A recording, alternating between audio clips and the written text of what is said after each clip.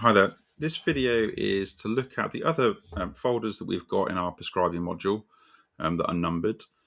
As I've mentioned in another video, the ones that we think are absolutely critical to run are these top three. The rest of the folders are either approaching things a bit differently, or they're things that are perhaps good to do but not essential, or you might be managing them in different ways. So this is just a very quick intro to show you what's there. The contraception folder is basically pulling together everything that's already related to contraception in the other folders and to bring it in one place. It's also identifying the questionnaires to send independently of other med reviews. Generally, our system is looking to bring all the med reviews into line and do everything all at once.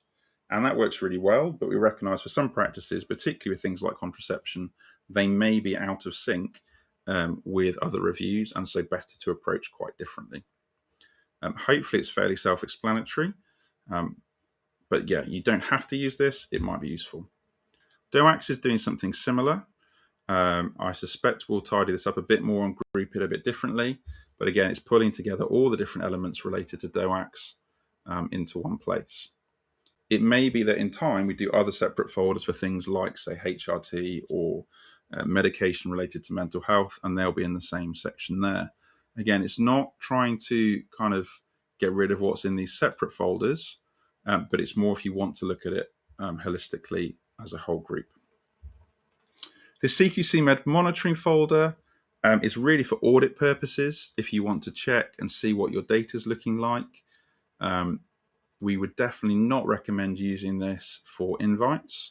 So, for example, you might have patients in here who've had medication issued, but they're no longer on it. That's not a sensible basis for inviting a patient, but it is what CQC like to look at, hence why it's there. If you're running the recall system properly, you should find on most of these patients that at the very least they've had invites. If you're using our kind of high-risk monitoring checks, you should find that if they're not engaging, that staff are being prompted to warn patients and, if necessary, restrict access to medication. CQC Other folder is really pulling together in one place lots of the other things that CQC look at that's related to medication. Some are a bit more related to LTCs or diagnoses, and some of them kind of reference where in our systems other things get picked up. Quality improvement. So a lot of the stuff in here are things that were previously in the admin actions folder. There's a whole section on compliance. It might be helpful to look at that, but if you've got limited time, it's probably lower priority. There are things like review dates to consider moving on. There's sending information to patients about specific medication.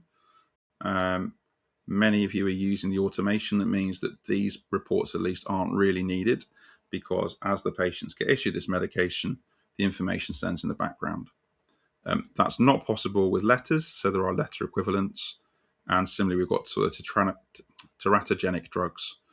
These two reports here are picked up in the prescribing actions, and there are alerts and things that go with it. So again, feel free to look around, see what's there and might be useful. We don't think it's essential. QOF, this is broken down into due now and year end. So the concept here is that we're looking at patients who've either completed their annual review or declined it or excluded for some reason, or they've not engaged, i.e. so they've had a couple of invites, they've not responded, so we now want to look at their relevant prescribing indicators. And for each of these, there are kind of suggestions about things to do. So, for example, lipid regulating agents that's on repeat but hasn't been issued. Or where our pathology system is not going to bulk invite them because perhaps they declined fairly recently, or, I don't know, their ALTs are very deranged or whatever it might be. If you are using our proactive checks for prescribing med reviews, then that will also check for these alerts as you do them. So the idea is as you work through the year doing patients' med reviews, if there are things that are flagged up here, they will flag up in that system and it will help you to do them and it will make that explicit. So again, hopefully it's not something you need to use a great deal. But yeah, due now is the kind of a little bit like the how am I driving, where we think the ones we want to look at now, and then the year end is all patients, irrespective of whether they've been invited, got things booked, and so on. PSDs, these are reports for potentially adding PSDs either in bulk or individually. That's something we will be doing some more work on with the clarification in consent options around this, and watch this space. And that will also impact a bit these other reports for things like flu.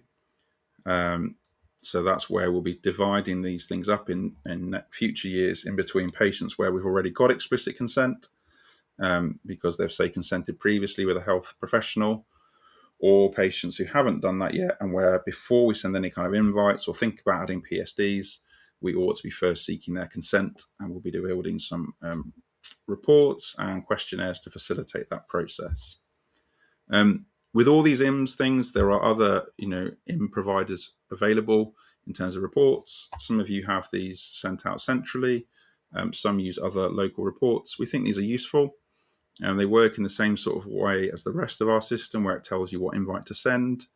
It gives you reports to review, tells you what codes and all the rest of it. Children who are overdue repeat childhood IMS also appear in the kind of green A. And then there are also the option to include, say, flu and COVID and RSV and so on in that as well, if those are things you want to use. And they also integrate with our vaccination template.